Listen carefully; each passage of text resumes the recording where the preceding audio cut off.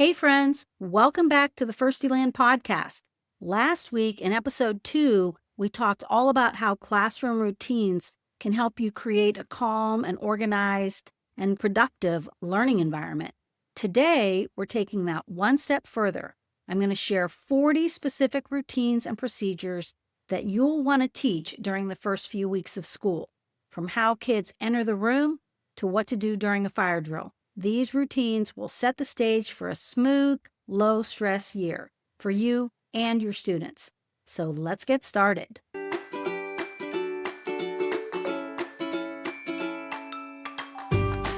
Hey there, I'm Molly from Firstieland, a former elementary teacher with over 30 years of experience in kindergarten and first grade. I'm here to help make teaching a little easier and a lot more fun. Whether you're looking for the perfect read aloud, fresh writing ideas, or simple classroom tips, I've got quick, practical strategies you can use right away. New teacher or experienced educator, there's something for everyone in Firstieland. So grab your coffee and teacher bag. Let's get started.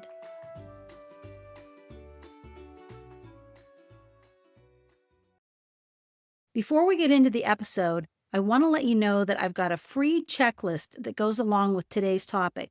It's a simple printable that you can use to make sure that you're teaching all the important routines right from the start. So after you listen to today's episode, be sure to grab that in the show notes.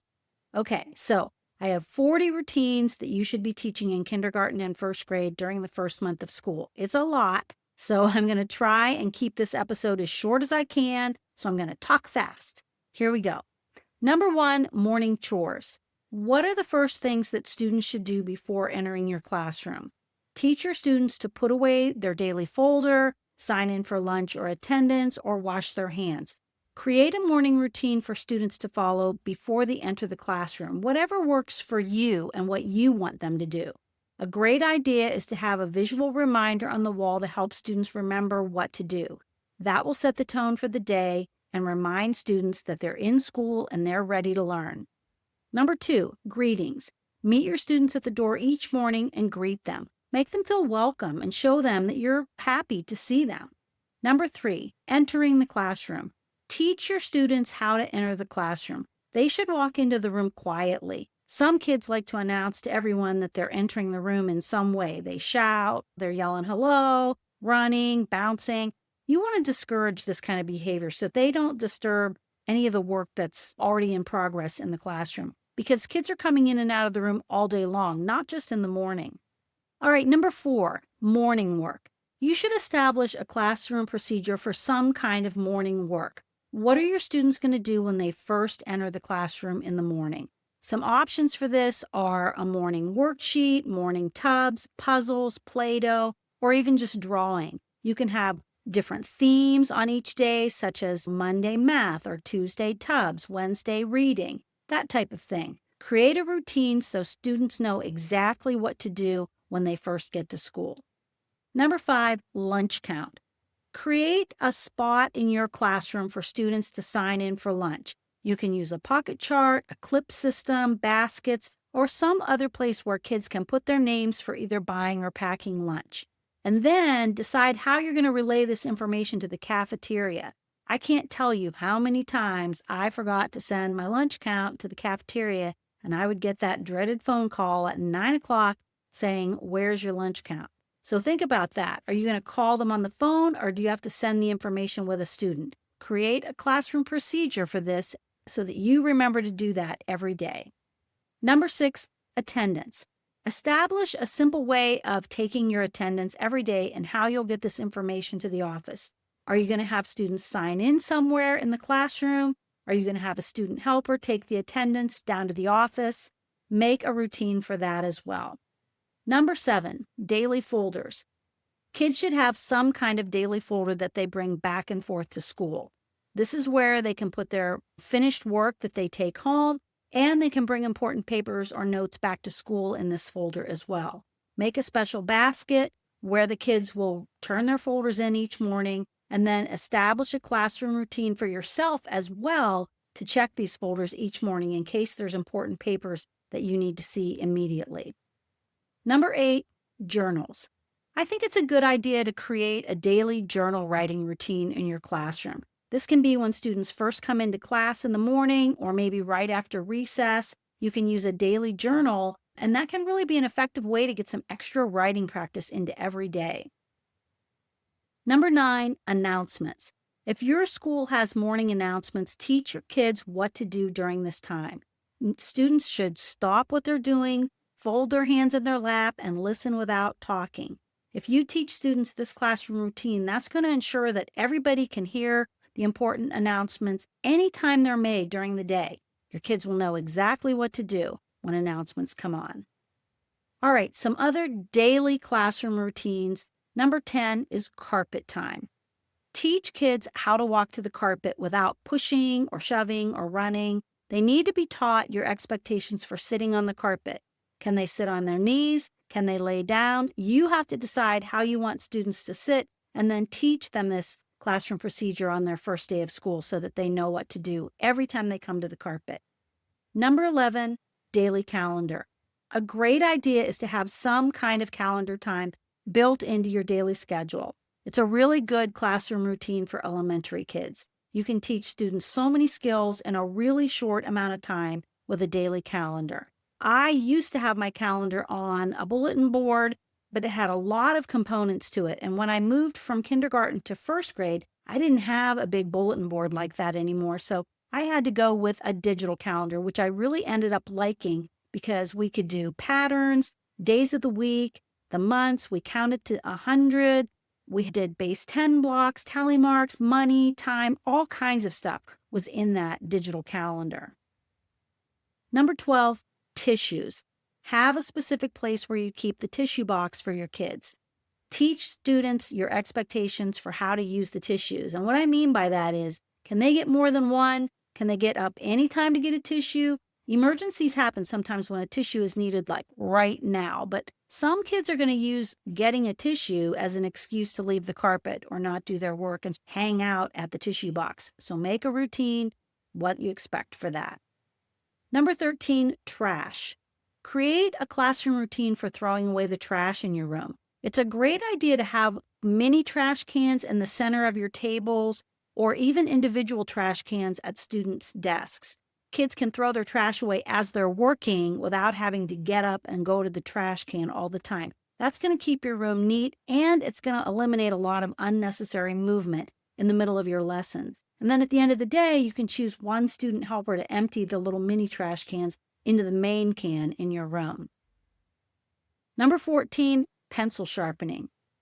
What's your classroom routine going to be for pencil sharpening? Are students allowed to use your electric pencil sharpener, or is that going to be your responsibility? Usually, young kids have difficulty using a pencil sharpener like that, so it might be a good idea to have a can for sharpened and broken pencils, and they can exchange their broken pencils for a sharpened one in the morning. Another great idea really is to let kids have their own little mini pencil sharpeners in their supply box. I had that in my room. They had to have a little mini pencil sharpener that had a lid on it, and they just sharpened their own pencils as needed and then emptied that little container out into the trash when it was full.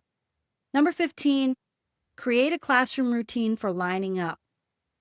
A good classroom routine for elementary is to give each student a number on the first day of school. If you have students always line up in numbered order, that's going to eliminate problems of cutting in line and pushing to be first. Kids will always have the exact same spot, and they can line up quickly without any problems.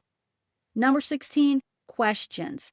Show kids what you expect when asking a question. Teach kids to raise their hand and wait to be called on before speaking. One of the biggest challenges kindergarten and first grade teachers have is kids blurting out to say something or ask a question. A really great book to read to kind of establish this rule is My Mouth is a Volcano by Julia Cook. But make sure that you teach what you expect when kids need to ask a question. Number 17, visitors. Establish a classroom routine when a visitor comes to your room. You're going to be interrupted by other teachers, maybe a parent or your principal during the day.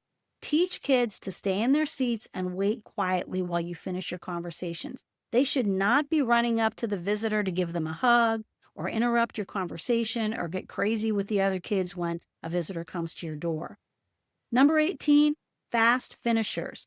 All of the kids in your room are going to work at a different pace, and you're going to have some kids finish before others. So create a poster or something like that with ideas for your fast finishers. Some ideas that kids could do quietly are reading, writing in their journal, or drawing. You can also have a fast finisher shelf with things like puzzles, Play-Doh, or other quiet activities that kids can do while they're waiting. Number 19, attention signal. It's important to establish a classroom routine for getting your kids' attention. This can be a bell that you ring, playing a music box, or some kind of a callback. A callback is when the teacher says something like peanut butter and the kids stop what they're doing and they say, and jelly. So they know to stop talking and listen to you when you give them that signal. Number 20, transitions. Teach students how to transition from one activity to the next. Sometimes kids are going to think that every time an activity is over, they can begin a conversation with a friend. Teach kids how to transition quietly, such as walking to and from the carpet, putting their papers away before beginning another lesson, all of those kinds of things. Show them how you expect them to do that quietly without talking and visiting. Okay, we're halfway through. Here's number 21, bathroom routines. First of all, you need to determine a schedule for taking your class to the bathroom during the day. Usually once mid-morning, maybe right after lunch, and another mid-afternoon bathroom break is probably sufficient. So have that set up as a regular routine. But throughout the day, kids are going to need to go to the restroom. So it's a good idea to create maybe a hand signal that kids can show you instead of interrupting your lesson. In my classroom, kids would raise their hand with their fingers crossed to show that they needed to use the restroom. I could see what they needed. I could quietly nod my head yes without stopping my lesson. So it was great for kids to use when I was meeting with a small group so they didn't interrupt the lesson. Number 22, washing hands. Teach kids how to wash their hands effectively.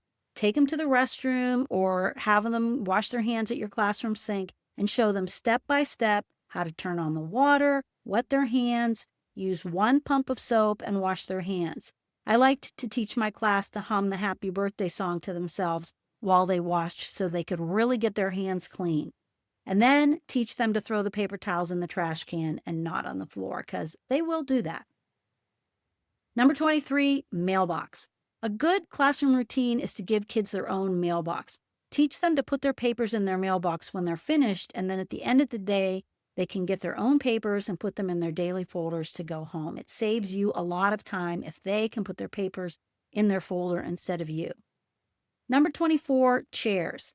Kids should be taught the classroom procedure for pushing in their chairs. I always told my class that our chairs were like our cars and our desk was our garage, and we would never leave our car in the middle of the street because it might cause an accident. So we also had to put our cars in our garage at school so nobody would trip or fall over it in the room. Number 25, completed work. Make some kind of classroom procedure for turning in completed work. Maybe have a special basket where they can turn in work and teach kids to turn it in facing forward with their name on top. That really helps you when you're grading papers. You can even have your kids turn in their work in numbered order or in alphabetical order, and it'll just make it so much easier and more efficient for you when you're grading papers if all the papers in the basket are in order, ready to go for you to grade and put that grade right into your grade book. Number 26, cafeteria. It's important to have procedures when you're getting ready for lunch. First of all, teach the kids to get everything they need for lunch so they don't have to come back to the classroom. Show them how to line up, how to pick up their tray and their silverware, and where to sit. Show kids exactly how to throw away their food and where to stack their dirty trays. And then finally, show them how to line up to go back to the classroom after lunch. Number 27, hallway. What are your rules for walking down the hall? Should kids line up alphabetically or in numbered order? Are you going to have one line or two lines? Can kids talk or run in the hallway? These are all the things that you need to teach your students on the very first day of school. Number 28, recess. You're going to need to teach your kids the rules and routines for recess also. Teach them to put everything on before they leave the building. Maybe as winter gets closer, they're going to need hats, coats, and gloves. Kids should be taught to remember these things so they don't have to come back inside to get them later. And then teach them how to play on the equipment, to listen for your special signal to line up, and how to put toys away when recess is over. And also create a plan for what to do in case of an emergency. For instance, if a kid gets hurt, how are they going to get to the nurse? Figure out a plan for that and put that in action right away. 29, the drinking fountain. After recess or other times during the day, your kids are going to need to get a drink. Teach them, number one, not to put their mouth directly on the faucet. Some kids are going to want to drink and hold up the line, so create some kind of a time limit to make it go quickly. In my classroom, I would count 1, 2, 3, 4, 5, you're done. And then kids would quickly get a drink so we didn't take up too much time and we could get back to work. Number 30, snack.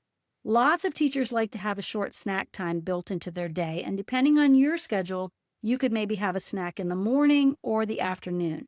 Decide if you want each child to bring their own snack or if you just want to have students bring snacks in for the class. In my classroom, each student would bring individually wrapped snacks for the entire class, like cookies or chips or gummies or pretzels. And then I kept all the snacks in a cupboard and had a small tub with a variety of different snacks in it. And then during snack time, kids could choose one snack that they wanted to eat from the snack bucket. And then when our cupboard started to get bare, I just sent a note to parents requesting more snacks. Number 31, learning centers. Most kindergarten and first grade classrooms have learning centers, and kids are going to need to be taught the rules and the procedures for using centers every day. I'm going to have a whole podcast series about how to use learning centers in your room, so we'll talk more about that then. Number 32, supplies. How are you going to handle it when kids need supplies? It's a great idea to have a place in your room where kids can get their pencils or glue, crayons or scissors, stuff like that when they need them. I use my art center as a hub for extra supplies, and whenever I gave kids a new box of crayons, I would collect some of the old ones and I'd put them in small little Sterilite drawers that were labeled for each color. And so if a kid said, I don't have a black or I don't have a red, they could just get it from one of the drawers of the extra crayons. You can also have containers with extra glue sticks and erasers and pencils, so you can just grab them easily if needed. We're getting close to the end here. Number 33, asking for help. Establish a routine for how to ask for help during independent work time. Are you going to have kids raise their hand? Are you going to let them come up to your desk or your table? Think about how kids are going to get assistance when they're working in small groups with other kids. Sometimes it's a good idea to have a student helper that can help kids when you're busy working with other children. It's important to establish rules for this so that students aren't interrupting your small group lessons. All right, and now, finally, the end of the day classroom routines. Number 34, cleanup. Create some kind of end of the day cleaning routines. Make sure that your room is neat and tidy by having kids pick up papers from the floor and put things away. I think a fun game to play is mystery trash, and the way you play the game, you, the teacher, spies one little teeny piece of trash on the floor, but don't tell the kids where it is, and they have to work together to pick up all the trash from the floor, even the teeniest, tiniest pieces. And then whoever picks up the mystery trash gets some kind of a prize. It could be a piece of candy or something as simple as being first in line at dismissal. But it really works, and it keeps your room nice and neat, and the kids love it. Number 5, desk cleanliness. Your kids should keep their desks and their supply boxes clean. So create maybe a weekly routine for kids to empty any trash from their desk and their supply box to keep them neat and tidy. Number 36, parent pickup. How are your students going to go home at the end of the day? Are they going to be picked up by parents? You're going to need to teach your students this routine if some of them go home with their parents. Will they be called to a specific pickup location at the end of the day? Maybe you're going to need to walk students to that destination. Teach students what to do when they're being picked up by parents. And then, of course, number 37, bus routines. Some kids are going to be riding the bus home, so you're going to need to teach the kids the bus routines for lining up and how to find their bus at dismissal. And now, emergency classroom routines. Number 38, fire drill. One of your classroom routines right at the start of the school year should be to teach kids what to do during a fire drill. Show them how to line up quickly and silently. Teach them to stay with your class and where to stand outside during the drill. Teach them that they have to be silent because if it was a real fire, they'd have to be quiet so they could hear the directions from the firefighter. Number 39, tornado drill. Do you have tornado drills at your school? We did at mine. So teach your students the exact procedure. If you'll need to go to the basement or to the hallway, show kids how to walk in line down the steps or how to wait quietly in the hallway, whatever your routine is at your school. And then finally, our very last procedure, and unfortunately, we do have to have this one, number 40, active shooter drill. Teach your students what to do in case of an active shooter on your school campus. In our classroom, we would pull all the shades. We locked our classroom door and used a bolo stick to secure the door, and then the kids would sit in the very back of the room silently with the lights turned out. You need to teach your students exactly what to do during this emergency situation. Okay, that's a wrap on today's episode. I hope that this list of routines gave you a clear roadmap for what to teach during those first few weeks of school. And remember, consistency is key. And taking the time to teach these procedures now is going to save you so much time and stress later on. So don't forget to grab your free checklist in the show notes that's going to help you make a plan. And all of these procedures are all listed on that free checklist. So if you didn't get a chance to take notes, they're all there for you. And if you found this episode helpful, be sure to follow the show and leave a quick review. It really helps more teachers find us. All right, so until next time, remember to make learning feel like play, and I'll see you next week in Firstieland. Thanks so much for tuning in. I hope you're walking away with some great tips that you can use right away. Be sure to hit the follow or subscribe button so you never miss an episode. And if you're enjoying the podcast, I'd love it if you'd leave a review. You can find the show notes and links for everything mentioned in this episode at firstieland.com. I'll see you next week in Firstieland.